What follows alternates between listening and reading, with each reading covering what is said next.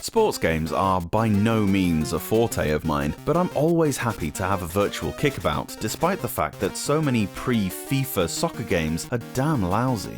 1991 has a special place in my heart in football, as 91 to 92 was the last season, at time of writing, that my team went on to win England's top flight, the last proper champions before the Premier League era, so I'm even more keen to try this one. In Football International, you pick one of 8 teams and whether to play a single match or a World Cup tournament. Well, it's called World Cup, but it's not a knockout-style competition. You need to work your way through all other 7 teams in increasing difficulty, starting with Japan and finishing with Germany. You pass with B and shoot with A. The passing model is reasonably accurate. The game targets the nearest teammate in the direction you aim, and it does work for the most part. It's easy enough to work your way up the field and get shots off.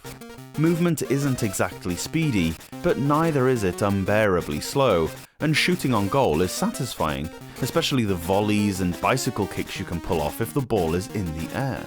You can only tackle with a slide by pressing A, as B changes the player being controlled.